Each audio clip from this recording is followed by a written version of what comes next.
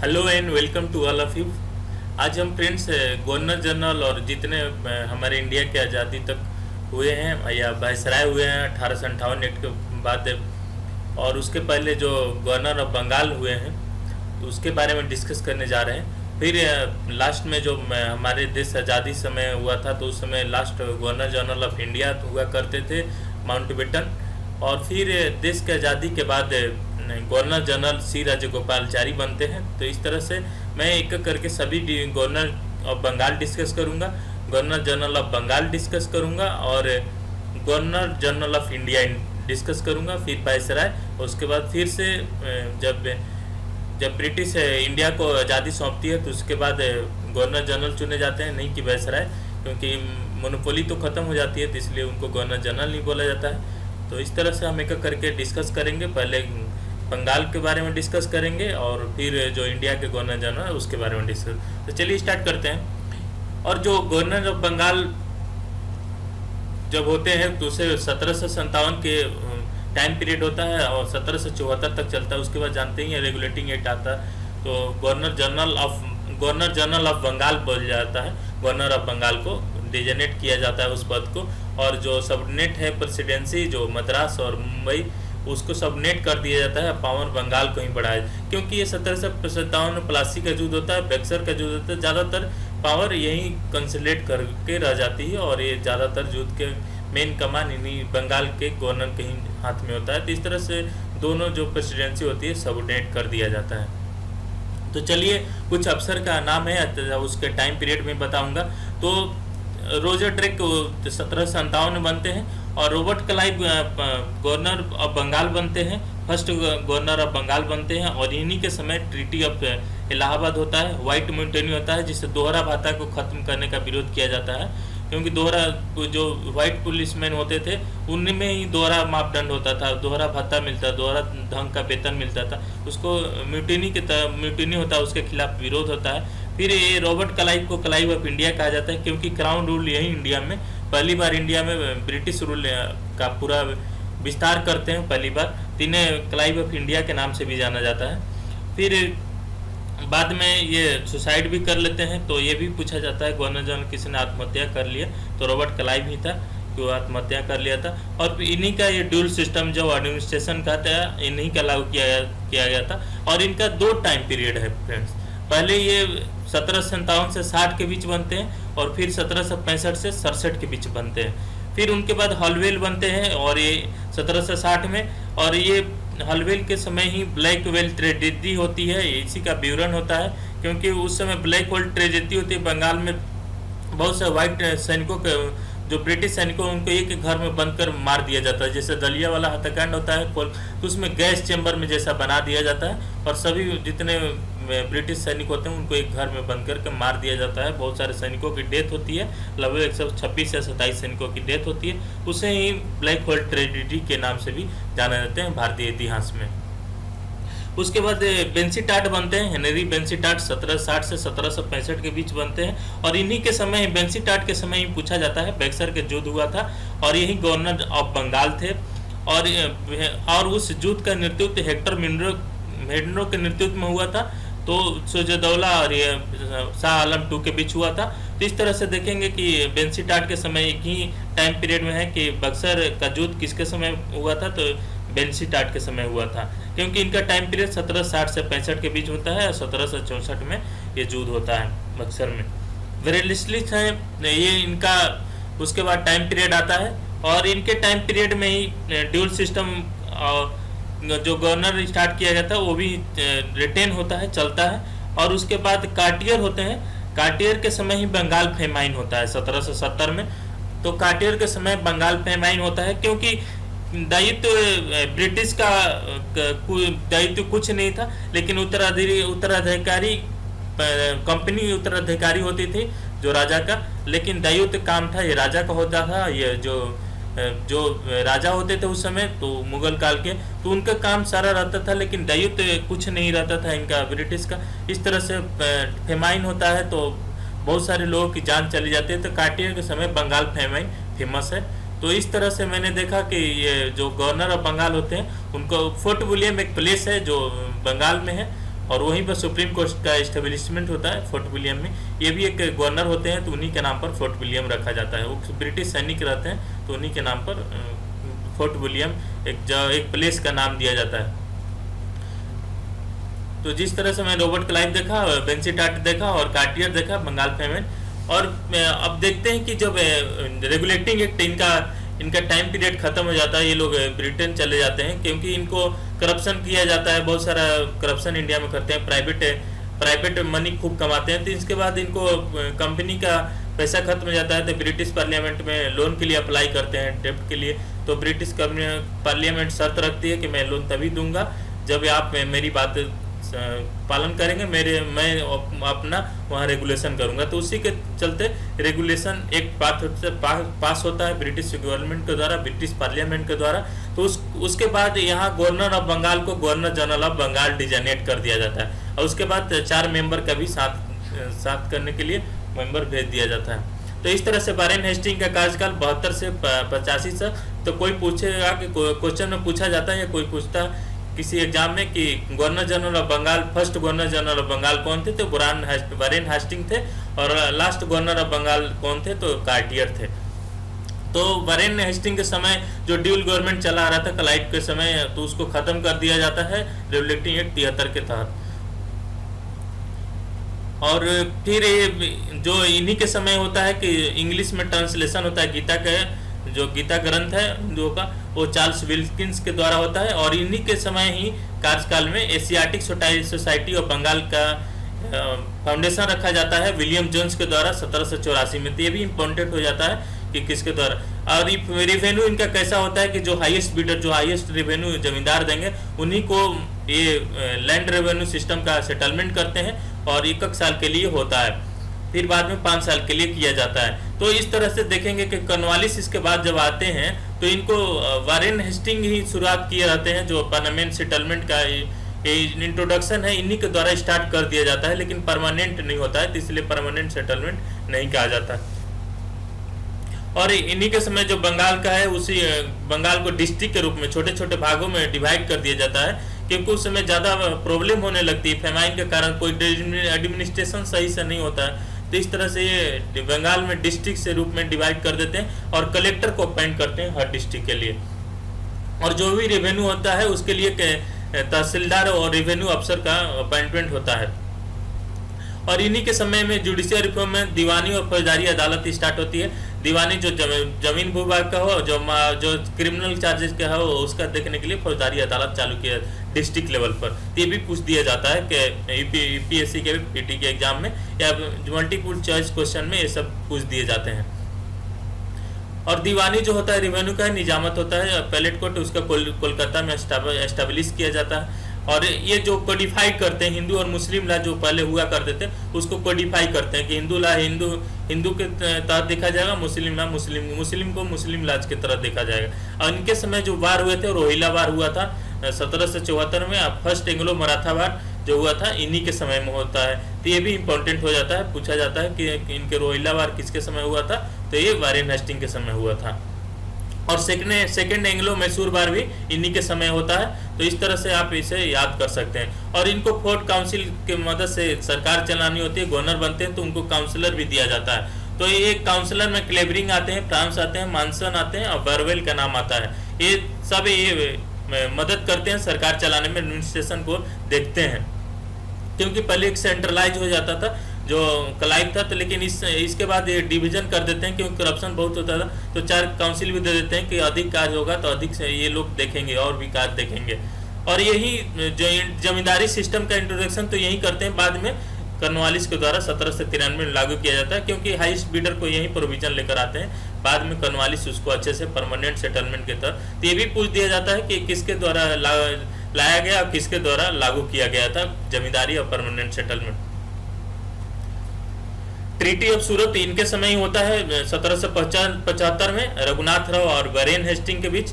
और बट एक council of Calcutta इसको जो 4 मेंबर का बोर्ड है वो रिजेक्ट कर देता है। और नंद कुमार जो झूठा केस में फंसाया जाता है, जुडिशियल मर्डर होता है, इन्हीं के समय होता है। और इनको भी इम्पीचमेंट किया जाता है। जब ये लंदन जाते हैं तो इनको भी इम्पीच किया जाता है, क्योंकि ये भी करप्शन करते हैं और कुछ जुडिशियल गलत भी करते हैं, क्योंकि पावर सब इन्हीं के हाथ में होता है।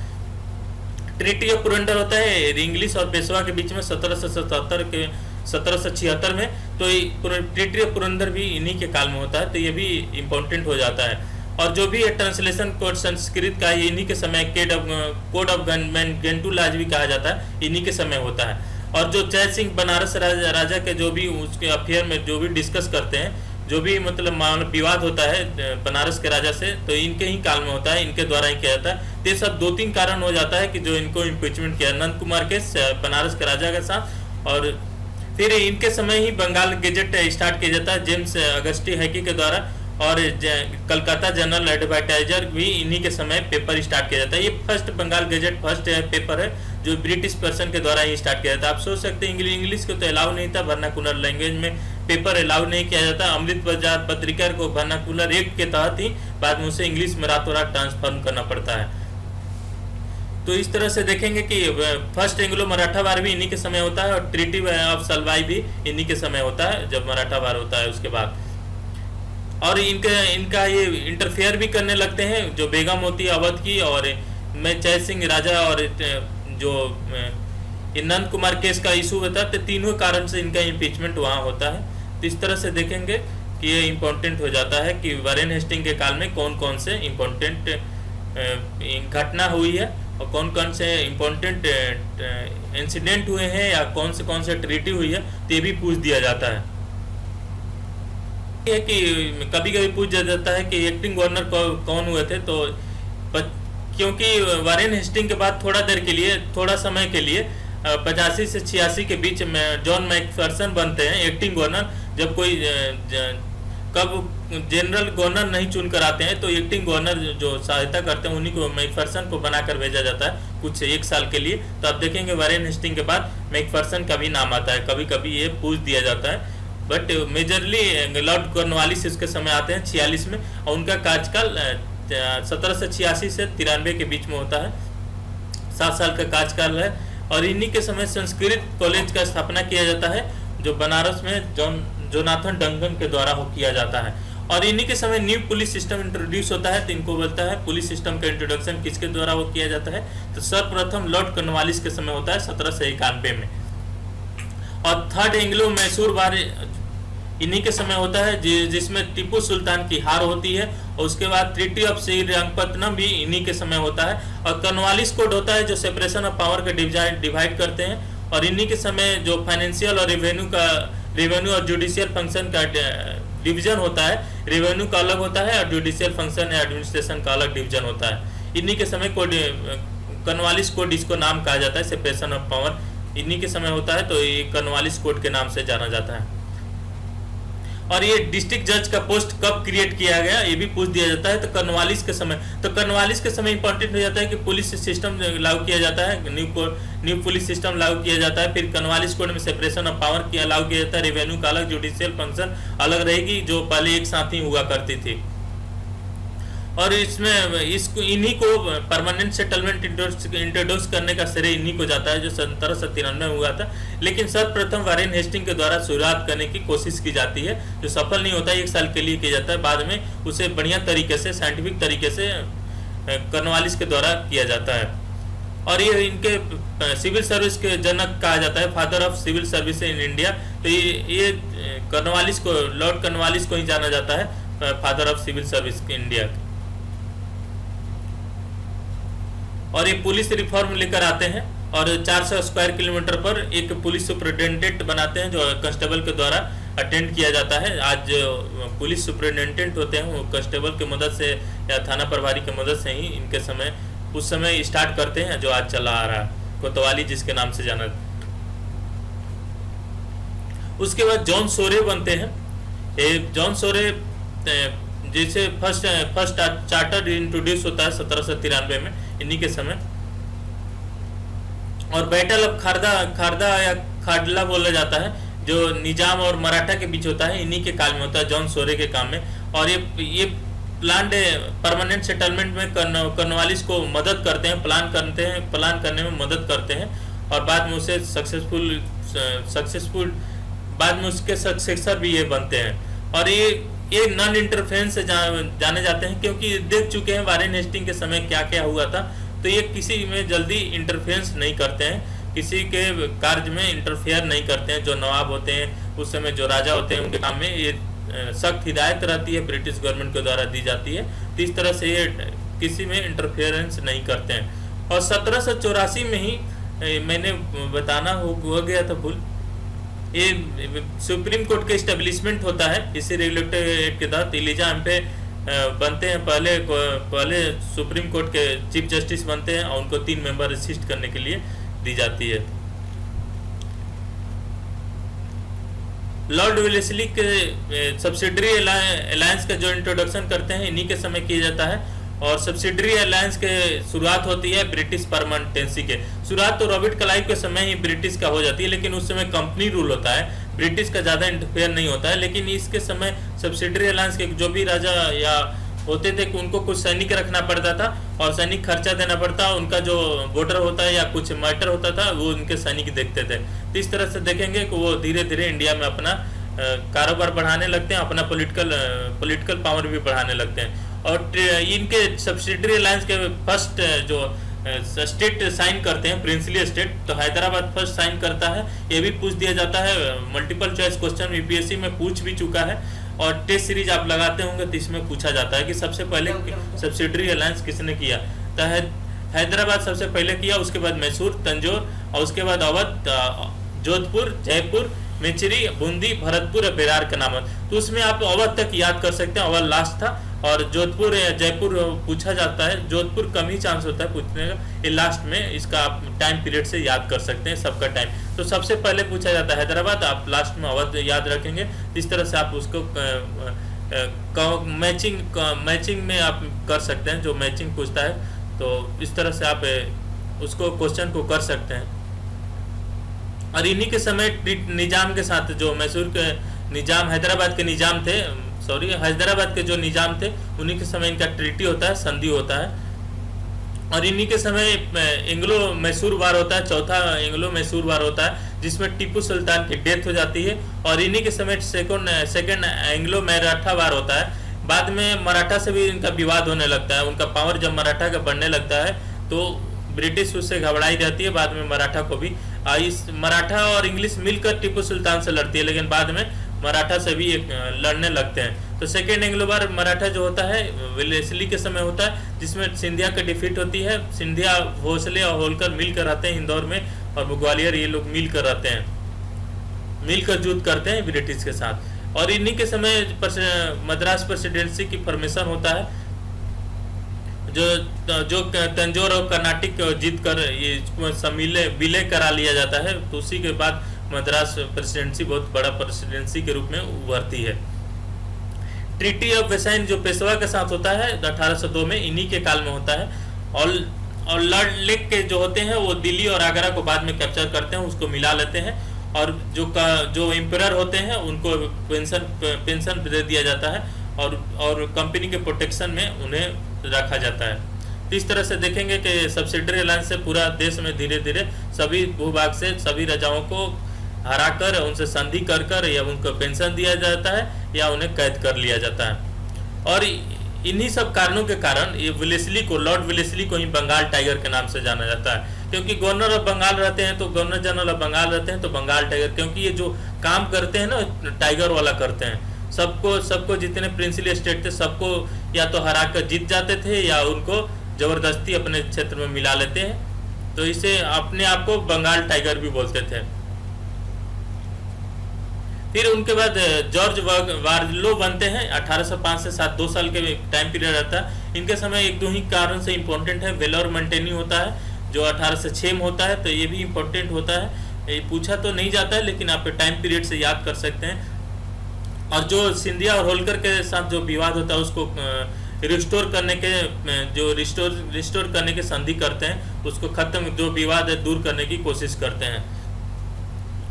लॉर्ड मिंटो के समय होता है कि जो राजा रंजीत सिंह के जो अमृतसर के रहते हैं तो उसी के ट्रीटी ऑफ अमृतसर होता है। इनसे एक दोस्ताना व्यवहार होता है क्योंकि इनको लगता है कि विदेशी आक्रमण से बचने के लिए इंडिया के स्टेट को साथ रखना जरूरी है। और इन्हीं के समय एक मिशन भेजते हैं जो माल्कन को भेजते हैं पर्सिया, और एलिफिंस्टन को काबुल भेजते हैं कि दोनों को वहाँ संधि करने के भेजते हैं, क्योंकि वो बाद में विदेशी आक्रमण से बचने के लिए ऐसा करते हैं। और इन्हीं के समय चार्टर एक्ट ऑफ 13 आता है, जिसमें मोनोपोली ऑफ कंपनी खत्म कर दिया जाता है। और कंपनी खत्म कर दिया जाता है क्योंकि जो कॉन्टिनेंटल थ्योरी होती है, उसकी कॉन्टिनेंटल थ्योरी होती है, जैसे फ्रांस का जितने व्यापार होते हैं ब्रिटिश से खत्म कर दिए जाते हैं। तो इस तरह से कॉन्टिनेंटल थ्योरी के चलते ये चार्टर एक्ट 1813 में लागू किया जाता है, और जो कंपनी का मोनोपोली खत्म करके और भी प्राइवेट जो कंपनियां हैं उनको भी इंडिया में एंट्री कर दिया जाता है। और कंपनी का मोनोपोली के साथ टी और चाइना जो चाय का व्यापार था और चाइना के साथ व्यापार ये लागू कर दिया जाता है, बाकी कंपनी का मोनोपोली खत्म। 1833 में देखेंगे कंपनी के साथ जो टी और चाइना था सब खत्म कर दिया जाता है व्यापार। जो नेपोलियन का में ट्रीटी ऑफ अमृतसर काम करना पड़ता है, नेपोलियन का जो कॉन्टिनेंटल थ्योरी होती है कि ब्रिटिश से सामान लेना बंद करते, उसी के तहत ये चार्टर्ड एक्ट 1813 लागू किया जाता है। उसके बाद लॉर्ड हास्टिंग का टाइम पीरियड आता है। वारेन हास्टिंग से कंफ्यूज मत होइएगा, ये लॉर्ड हास्टिंग है, ये वारेन हास्टिंग पहले होते हैं, जो गवर्नर जनरल ऑफ बंगाल बनते हैं। लॉर्ड हास्टिंग 1813 में बनते हैं, 23 तक चलते हैं। तो इनके समय ही सुगौली के जो आज न्यूज में है ट्रीटी ऑफ सुगौली, जो ब्रिटिश और नेपाल के बीच होता है, नेपाली वार होता है, तो गोरखा बार के नाम से जाना जाता है। तो उसमें सुगौली में ट्रीटी होती है, सुगौली एक जगह है नेपाल के बॉर्डर के पास, तो उनमें जो गोरखा बार होता है उनके तहत ट्रीटी होती है 1816 में। जो काला पानी के विवाद है इसी विवाद से रिलेटेड है। तो ये भी आप इम्पोर्टेंट हो जाता है, जो पीसीएस एग्जाम या और भी एग्जाम है ये पूछा जा सकता है, तो इम्पोर्टेंट हो जाता है। मेची रिवर के बॉर्डर ईस्टर्न पार्ट पर बनाया जाता है नेपाल से, और काला पानी वेस्टर्न पार्ट पर बॉर्डर बनाया जाता है इंडिया और नेपाल के बीच में। इस तरह से आप देख सकते हैं। ट्रीटी ऑफ पूना होता है पेशवा के साथ 1817 में, इन्हीं के टाइम में। और एंग्लो मराठा वार थर्ड होता है 1817 और 18 के बीच चलता है, तो इन्हीं के समय एंग्लो मराठा वार थर्ड होता है। पिंडारी वार, जो पिंडारियों जो आक्रमण करते रहते थे, चोरी छिपे जो ब्रिटिश को तबाह करने लगते थे, तो इन्हीं के समय वारेन हास्टिंग के ही पिंडारियों के वार करते हैं, उनको दबाने की कोशिश वारेन हास्टिंग के द्वारा की। तो वो ये इंपॉर्टेंट हो जाता है, पूछा जाता है पिंडारी वार काफी, क्योंकि ब्रिटिश को तंग करते हैं, यहाँ सत्ता कायम करने में बहुत मुश्किल होती है पिंडारियों के चलते। ये लूटपाट करते हैं और ब्रिटिश सैनिकों पर हमला करते हैं।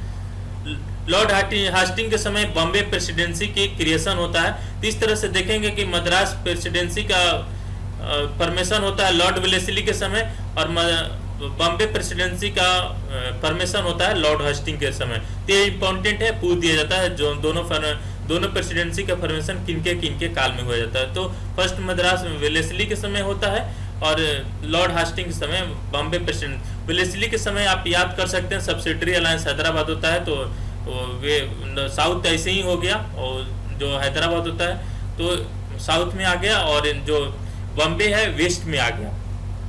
तो ये दोनों आप याद कर सकते हैं, तो ये लॉर्ड हास्टिंग हो गए। और इन्हीं के समय ही लोहतवारी सेटलमेंट मद्रास में लागू किए जाते हैं। उसका लागू करने का मदद करते हैं थॉमस मुनरो, जो वहाँ गवर्नर रहते हैं मद्रास के, उन्हीं के द्वारा लागू किया जाता है।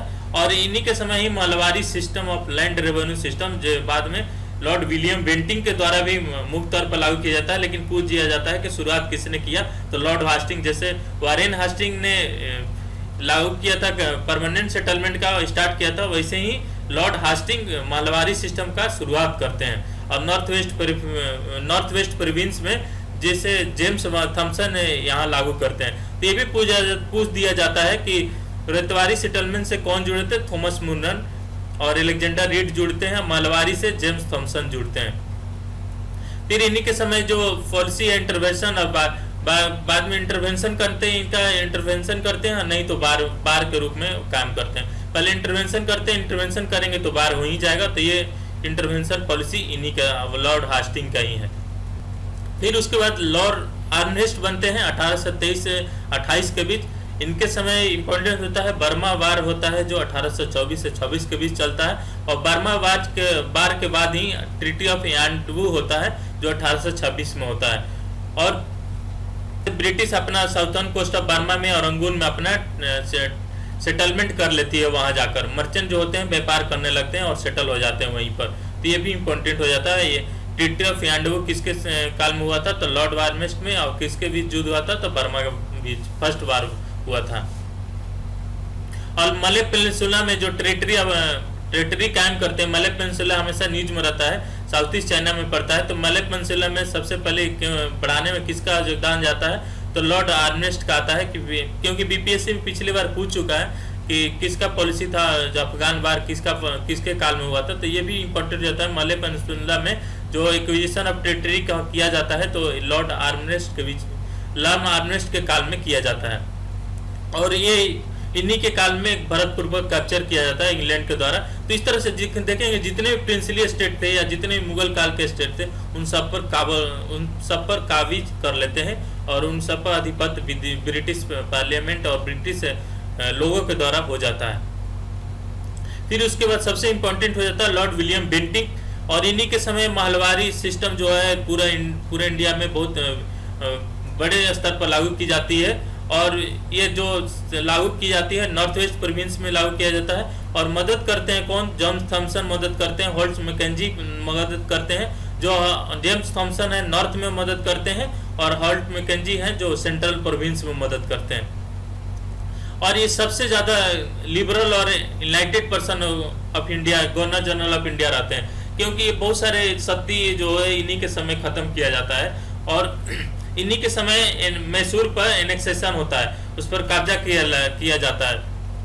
जो सत्य होता था कि जो आग पर विधवा चली जाती थी, जो उसका पति मर जाता था, जवान विधवा औरतें भी जान दे देती थी, तो उसको खत्म करते थे। क्रूअल जो एक था, राइट्स था, उसको खत्म किए, इनके द्वारा ही खत्म किया जाता है। और इन्हें ही मॉडर्न वेस्टर्न एजुकेशन का पिता बोला जाता है। जो भारत में शिक्षा लाई जाती है, इंग्लिश शिक्षा लाई जाती है, इन्हीं के द्वारा लाई जाती है, इसीलिए उन्हें इंग्लिश शिक्षा का जनक या पिता बोला जाता है। और इनको मदद करते हैं राजा राम मोहन राय इनके अच्छे मित्र हुआ करते हैं। तो इस तरह से देखेंगे कि विलियम बेंटिंक को इंडिया में सबसे ज़्यादा अगर दोस्ती किसी से है तो राजा राम मोहन साहब, वो उनके विरोध करते हैं एबॉलिशन ऑफ सती का, तो इस तरह से वो विलियम बेंटिंक का समर्थन करते हैं इंडिया में पॉलिसी को बढ़ाने में। और इंग्लिश को भी वो इंडिया में इंग्लिश के शुरुआत के भी समर्थन करते हैं।